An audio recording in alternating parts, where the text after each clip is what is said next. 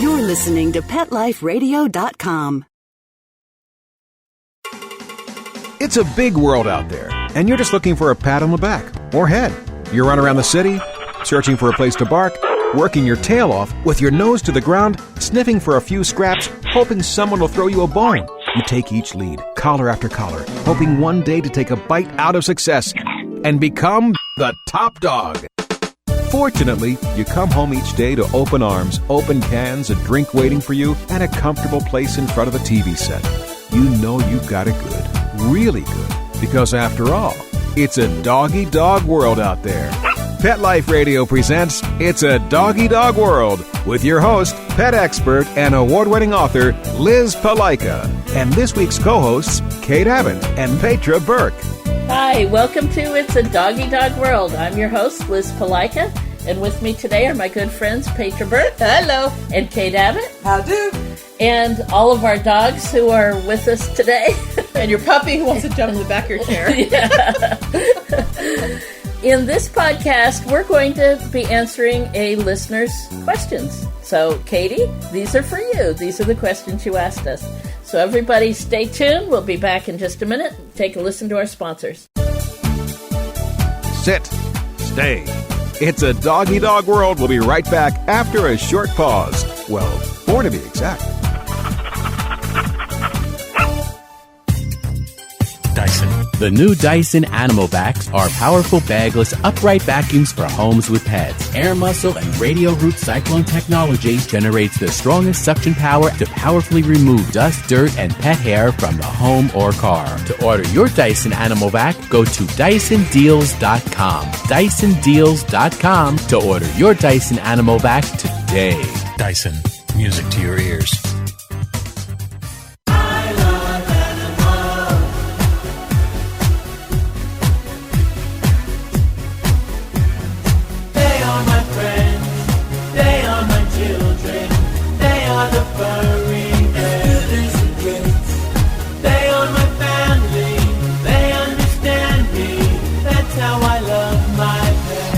I Love My Pets, the new single by Mark Winter, available on iTunes.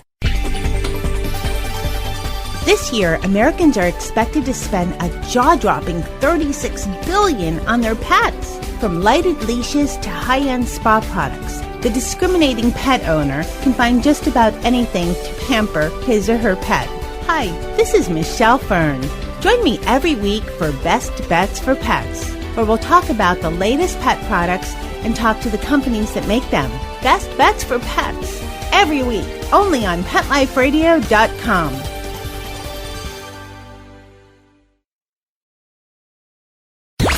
Let's talk pets. Let's talk pets On Pet Life Radio. Pet Life Radio. PetLifeRadio.com. We know you're begging for more. So back to It's a Doggy Dog World with your fetching hosts, Liz Palaika, and this week's co-hosts, Kate Abbott and Petra Burke. Welcome back to It's a Doggy Dog World. Our listener, Katie, says, Hi, Doggy Dog World hosts. My husband and I decided to get our first dog in this next year, and I found your podcast when I started to do my research. I'm going through past episodes and getting so much helpful advice. I'm feeling much more confident because of your information. But she has some questions. And one of the first ones she has is on crate training. She says, it sounds like the way to go is crate training to provide structure and security for the dog, enforce rules, and keep order in the house. Everyone I talk to says it's absolutely not inhumane and that it's a must if you'll be away at work all day, which we will be Monday through Friday. I've heard you mention crate training, but I'd love to hear more on the subject, especially on why dogs like it versus hate it. Well, the first thing I'm going to bring up is, Katie, to you and your family and to all our listeners, the dog cannot be in the crate all day while you're at work Monday through Friday. Yeah, I mean, when I was working full-time, have a safe dog run. Dog yard, someplace that they can get some exercise. But 8 hours in a crate is too long. Whether it's a crate or a run or the backyard, what you want to do is find a safe place for your dog to be. Right. But and it's a crate, which is so small, for 4 hours is about max. Right. And should you decide to get a puppy, and that's one of your next questions, and we'll talk about that in a few minutes, but puppies have to go outside often. So even if you decided to adopt like a 6 or 7 month old puppy, 4 hours could be pushing it, depending on your puppy. Right. So if you want to crate the dog while you're at work, you're going to need to find someone, a dog walker, a neighbor, grandma, somebody who can come in and get the dog and take him outside, maybe take him for a walk, throw the ball for a little bit.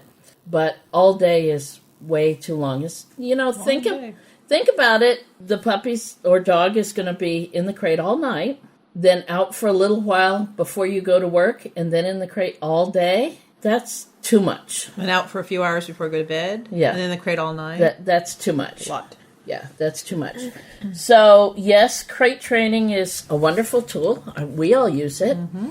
My puppy's 6 months old now, and his breeder introduced him to the crate before I brought him home. And then now he's in the crate when I run out to the grocery store or something like that.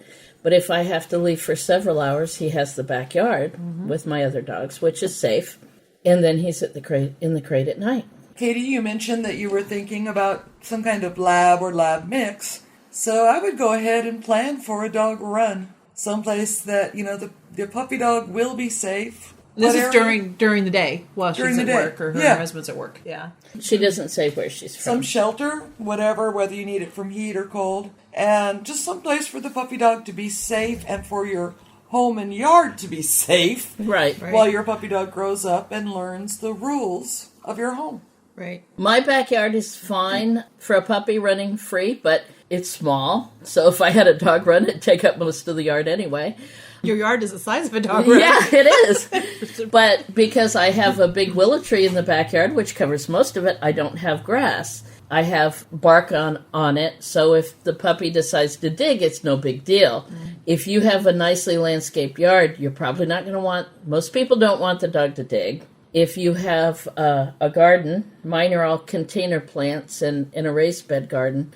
If you have a nice garden, puppy may think that that's a wonderful place to dig. So puppy proofing is definitely important and planning ahead. And you're doing a lot of planning ahead, so that's wonderful. And even if you get an older dog, they still don't know the rules yet of your home. So that you kind of treat them like a puppy for the first couple of months. As though they're puppy-brained. Yeah. Just because they're new. Right. And you don't, if you adopt an older dog or rescue a dog, you don't know if they've ever learned any rules. So you want to keep them safe while you're teaching them rules. If you do a dog run with many suburban homes, you've got fence around the backyard. You've got one side of the house that may be long and narrow, and all you have to do is enclose one end of it. That often works well. But just ensure they can't dig out. Right. Or if you're getting an adult dog or a young or adolescent, it doesn't jump over the fence. Right. So having a top and a bottom is often a good idea, too, especially while they're getting used to the new home. As to why some dogs don't like crates, I do think some people overuse them. Mm-hmm. That they do ask the dog to stay in a crate for 8 hours a day. And then the dog hates it. And then they would hate it. Yeah, then it becomes jail. Yeah. Right. Yeah. The dogs who like it like to use it for their time out. I mean, there's times I'll find Rio in his crate. I'm like, where'd he go? He's in there taking his nap or whatever. Yeah. When it's bedtime, he just goes on in by himself. Still have some crates around the house with the doors left open, and my dogs will choose to go in there and take a nap or sleep there at night. Exactly. I can't say Bones is doing that yet. He likes to steal Bashir's bed when he needs to. But he's young yet, and that's his little twist of I'm a big dog. Yep. When it's bedtime, I grab him some dog treats and I start down the hall and he beats me back there. He's in his crate, his tail hitting the sides of it, thunk, thunk, thunk, thunk, and waiting for his treats. You make me feel guilty. I did get a newsletter email the other day, and there was a picture of a very sad-looking, emaciated dog, and it said, "Why dogs hate crates." And frankly, I didn't click on it and read it because I just went, ugh. I don't believe it. I no. Don't. If it's misused, yes. If anything's misused, it becomes wrong. Sure, right. But crates not even just at home. I mean, when we travel, we bring crates. We travel with how many? 5, 6 dogs in a car? Well, let's see. We're sitting here in the Kindred Spirits dog training office, and we have 1, 2, 3, 4, 5, 6 crates, 7 crates right here. Yeah. And what if we need to put 1, 2, 4 dogs, whatever? We have the room for it. So. Right. One is in a crate with the door open right now. Yeah. Just hanging out on the pillows. Right. Yeah. So, to sum it up, crates are a wonderful training tool. Introduce them with praise and treats and feed them in it initially to make it a good thing. They can spend the night in the crate. They can spend several hours during the day in the crate, but not all day. So before you get your dog, you'll have to work on an alternative to that. A dog run in the backyard could be a really good idea because that gives him more room. He can go potty. You can have more toys there and some shelter. Or doggy daycare. Or doggy daycare. Yeah, doggy daycare. Or if the crate is really the best idea for you, for your situation, have someone that can come over once or twice a day, depending on the age of your puppy or your dog, and make sure that he gets out to go potty, can play, go for a walk, throw the ball, give him a good break, and then put him back. All right? So hope that answers that question for you, or series of questions for you. Now, the next one you bring up, Katie, is puppy versus adolescent versus adult dog as far as choosing. Well, between the three of us, we've done all of the above. Yeah. My previous 2 puppies, before I got my newest one, Bones, were both between 5 and 6 months old. So they'd been through, well, Archer had, oh my gosh, he was what? We were 6 homes? We were his 5th home. He'd been through 4 homes previous to us. So even though he was from a very good breeder, what it turned out is they wanted him as a show dog, and he turned out to have a couple issues that disqualified him from being a show dog. So he'd been passed around a lot. Cisco had stayed at his breeder, but all the people that came to get puppies wanted girls, so he and his brother ended up staying there for a while. My newest one, Bones, I got from a breeder at 10 weeks, 9.5, 10 weeks. Kate, when you got Gina, she was a year old. So she was an adult. And then Walter and Quill, Walter was a baby, and Quill was about 6 months. Mm-hmm. Yeah. Yeah. And then I did Rio, and he was 4.5 months. Yeah. So there's pros and cons to... Okay, pros of a puppy. They're cute. And you raise the puppy up the way you want him. They have a clean slate. Yes. Yeah. They don't come with any... They're a blank computer disk. Blank computer disk. To a degree. They still have a there's genetics. There's genetics. What a dog ends up to be is a combination of nature and nurture. Nature is his genetics, what he is born with, if he's a herding dog or a hunting dog or a terrier. And then nurture is everything that happens after that. So if he's with a good breeder and gets a good head start, he comes to you as a baby with almost a clean computer disk, but he's got nature and the nurture that's happened to him. If you get an adolescent or half-grown puppy, you've got more on that nurture side. It can be very, very good if he's been well raised and he's been socialized, but it can also be a problem if he's not. When I adopted Cisco, he was very, very fearful. He hadn't been off that dairy goat ranch in Arizona very much, and I've had to work really, really hard to get him past that. I'll never forget that day. We're like, you got what? Well, and Rio was kind of the same way. He'd never left his breeder. He was allowed to run with all the other dogs that she had there, all the other Aussies. So he was kind of worrisome, but... Great for dogs to learn dog-to-dog relationships. Mm-hmm. Sure. And adolescence is the time when a dog or a child or whatever is getting ready to leave home. Mm-hmm. So it is kind of a good... They actually want to leave home at that time and start their own lives. It's a good time to move them. Mm-hmm. But we do tend to get them while they're cute and then keep them through the terrible teenagers. And then hopefully the children we let go when they're adults and keep the dogs. But it's still a hard time, adolescence. But I do think for a lot of dogs, that's when they're actually pushing where they've been a puppy, and they're ready to go to a new place. Well, if we look at wild canines, when they're adolescents, when they're sexually mature, and they're able to hunt on their own, and they know what they are is, they know how to be a wolf, they know how to be a coyote, or whatever, that's when mom and dad are more apt to chase them out. Yeah. Go away, kid. Get out of here. Now, adopting an adult can be a little more challenging. Keep in mind that people usually give up a dog for a reason. And they usually don't share that reason. They're often untruthful. Yes. Because a lot of people who give up a dog feel guilty. Now, there are some genuine reasons that are certainly not the dog's fault. An owner passes away. There's a divorce and neither one can keep the dog because they're both going into an apartment or something like that. Economic times, foreclosure. Foreclosure on the house. There are definitely reasons that have nothing to do with the dog or his behavior. But then, the other side of the coin, a lot of people do give up a dog. Perhaps they haven't spent the time socializing the dog. They haven't trained the dog. Perhaps he's got some behavior problems. Yeah, so when we see Or him in house class. training. Or house training. Yeah. More people will put up with a dog that bites them than they will put up with house training issues, which is bizarre. It is. Yeah, you're right. At least statistically. But Yeah. Leg lifting is certainly a big one. Sneaky house training, going and having an accident behind the sofa. And that's one of the things, house training is also one of the things that is rarely shared when the dog is given up. Right. They will check the box that says house trained. And, they'll justify it in their mind, well, most of the time he is. Right. Yeah. And then he goes to the new house and all of a sudden he's not. And that's not a good way for a dog to start off his new life. People get really angry about that. So on the positive side, if you've got someone who is able to read a dog, and then you can get a better idea of what you're getting with an adult. Yes. As opposed to a moldable puppy. Right. That does take work to mold. Right. Well, and Katie has said she's really not interested in raising a puppy. So, if we spend most of this discussion on adolescents or adult dog, adolescents There's still a lot of molding. Are tough. Well, as a 15-year-old teenager. Right. They're tough. Adolescents are going to, let's define that.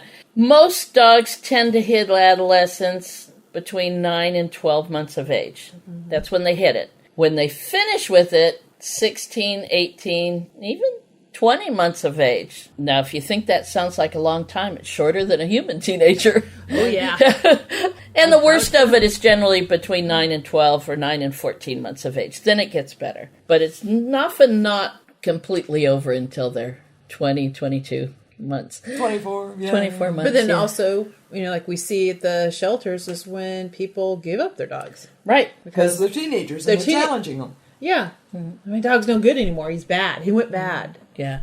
Whatever their excuse is. And if you think about human teenagers, Katie, you said you don't have kids, so think back to when you were a kid, giving your parents a hard time. I remember I didn't think my mom was very smart until I was about 25, and then I realized she was a lot brighter than I thought she was. Because adolescence is Mother Nature's way of telling you, cut the apron strings. So if you adopt an adolescent, you've got to be prepared of that, to dealing with that. Doing obedience training, establishing some household rules, establishing some social rules. And I'm very up on this right now because my puppy's 6 months old and I know he's going to be coming into it shortly. And Petra and Kate have warned me. It's going to be a doozy. Yes. Oh, my puppy's a good puppy. Oh, he is. Yeah, we'll talk to you in 3 months. He's a smart, pushy puppy. You're not going to see, if you adopt an adolescent, you're not going to see the real dog until he hits at least 2. Because he's going to be in the adult stage. If you look at human teenagers, they can be pouty and sulky and challenging and defiant. I remember Petra's daughter. Oh, yeah. I want to find her a new home anytime. And she's a great grown-up now. And now she's she's a wonderful young lady. Yeah. She's a wonderful young lady, but there were times where I can remember telling Petra, boy, I'm glad she's yours and not mine. The eye-rolling, hand on the hip, heavy sigh time. Yeah. Yeah, get that from your dog and your kids. So, adolescence is tough, and you've got to be prepared to deal with it. Now, if you decide to adopt an adult, since you do lots of outdoor activities, I'd suggest a young one. You don't want to be getting a 5 or 6 year old dog because then you'll definitely shorten the period of time that he'll be able to enjoy those outdoor activities with you, especially the rougher ones, the more strenuous ones. So like 2, Yeah, 3. a 2 or 3-year-old Yeah. would be a great good. idea. Yeah, still a little malleable, Right. but not quite as challenging, hopefully. Now, by the way, while I'm thinking about it, I don't know where you live, so it's not like I'm asking for business, but on a couple of occasions, I have been thrilled as a dog trainer to have someone hire me to go with them to look at potential adoptees. Yeah. And especially since you're looking at your first dog. We want this to succeed for you, and that's a great idea. Yeah, and I could say to them, no, this dog is not right for your family. It's way too high energy and pushy. Okay, this one's not right because it's shy, and your family's going to overwhelm it. Or not at all athletic. There you go. So you can't, and nobody can tell you 100% what a dog in a shelter is going to be, because that's an abnormal environment. Mm-hmm. But someone who is dog conversant should be able to at least give you better odds on the puppy dog you adopt. Definitely. Yeah. Which is one of the nice things about going through some of the private rescues, especially the breed-specific rescues, is if you get a good breed-specific rescue, the foster people have had some time to get to know their dog in a home environment. And they often start some training. Right. And especially house training. Mm-hmm. And then a lot of them can tell you if they're good with the smaller dogs, because many of them will have different sizes. Or good with a cat. With people or children or not. I've heard from some people that have tried to adopt through rescues that it can get a little frustrating when they give you a 9-page questionnaire. Right. And they're like, what? I'm trying to give a dog a home. Why do they want all this stuff? And some will actually come out and look at your home, also inspect where they're living. Don't take offense at that. They're doing their best to play matchmaker. And they're trying to make sure that the dog is going to stay in his home for the rest of his life. So, yeah, my husband and I were turned down for a cat one time. And I was totally offended. But, they thought we had a house full with 3 dogs and a cat already, and they turned us down for the cat. So I did take offense at it, but when I calmed down a little bit, I realized that, okay, I could see what they were saying too. Yeah. So I talked to a woman the other day. They had a female dog. She was about 4 years old. They loved her, but it was pretty much the wife's dog. So the husband wanted a dog of his own, but he went off and they got a 2-year-old female of a similar breed, similar size, and gosh, the two females are fighting. Oh no! Yes. After 6 months together, and I said it's not going to work. Yeah. You need to go get a male. You need to get something so that they're not so similar that they're fighting with each other. Well, that was the next point I was going to bring up. Let's talk about males and females. For a first dog in your home, personally, I think a neutered boy is a great idea. Mm-hmm. They tend to be less pushy, less challenging. And, of course, there are individuals, of course. This is a generalization. But they tend to be less pushy, less challenging. If we don't get edited out or censored, there's a reason why they call bitches bitches. Mm-hmm. And female dogs can be absolutely wonderful, but they can also be opinionated, let's say. Yes, very much so. That's why I only have one female, and the rest are boys. And the one you've got is quite a girl. Yes, she is. As a quick analogy, dogs' culture does not yet have the gender equality card played.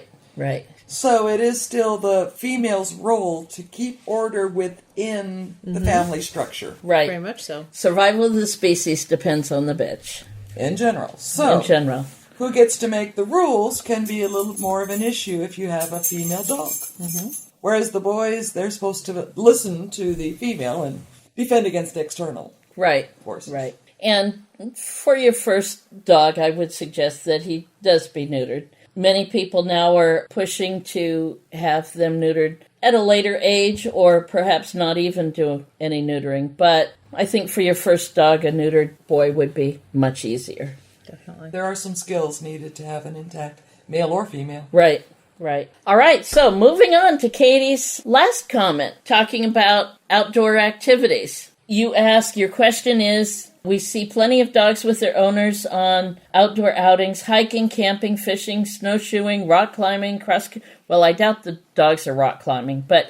There's tree climbers. Yeah. And you ask, is there any specific training that you ought to be doing? Well, basic obedience is a foundation for everything. Good quality basic obedience. And for lots of outdoor activities, you probably might want to get the dog to the point in training that he can be trustworthy off-leash.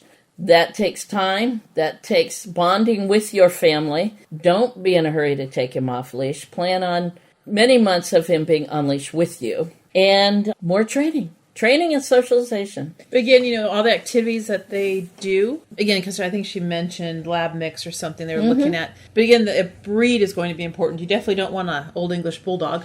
Oh, yeah. This won't happen. Right. Or anything like that. So, again, looking at the breed that has the energy to do all this with her and her husband is going to be important. Or but yet the balance of being able to settle down and be calm while they're at work all day. Yes. There's going to be a balance here. Lab mix sounds like a good... Sure. Yeah.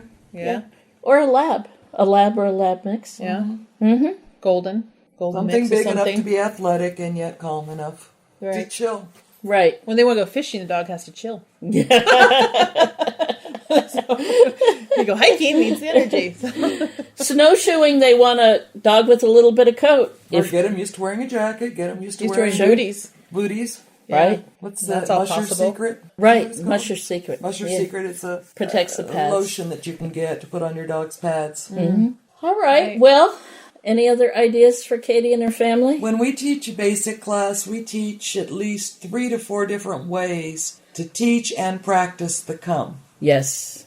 And I know there's 15 more out there. Use them all. If you're going anywhere into the wilderness, even if the dogs are required to be on leash, there's a chance. You want a recall. Yes. And do not be like the man who called me the other day and said, "How much for you to take my dog and train him?" I said, "I don't do that. But I have classes. I don't have time for that. Can you tell me over the phone what I need to do to teach my dog a good come?" I said, "No." It takes more work than you're willing to put into it. Good for you. Because it's true. What did he say to that? He hung up. Yeah. That was fine with me.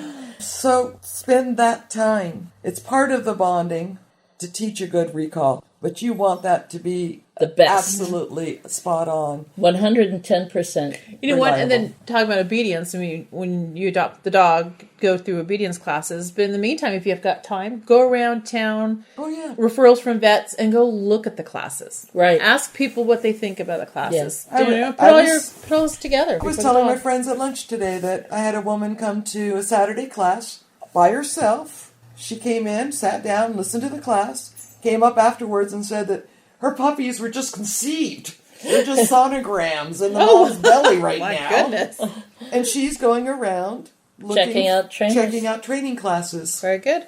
And she made it sound like she was going to come to us. I don't know. But anyway, but I was thrilled. Yeah. Mm-hmm. Yeah. Find out now. You see someone walking down the street with a well-behaved dog, pull over and ask them. Ask them. Where'd they go for training? We often, if we see a well-behaved dog walking down the street with the owner, it's usually one of our students. Yeah, or we holler out the window and go, good job. Yeah, exactly. All right. Well, Katie, you have the honor of being the only listener who's emailed us with a variety of questions and have a whole podcast dedicated just to you. But you had some very good questions, and we love it when people ask questions before they get the dog. Absolutely. So I hope all of our answers will help you a little bit, and thank you for listening to our podcast. And big kudos for doing all of your research and thinking so much about this. Definitely. Right. That's right. awesome. I mean, we think puppy dogs are awesome. I can't imagine my life without them. Oh, no. But it does take some planning. Yes. It takes a little extra work to have that kind of critter in your home. Well, and it's worth it every yes, it is. day after. Because, Bones is a new breed for me. I've been researching this breed for 10 years.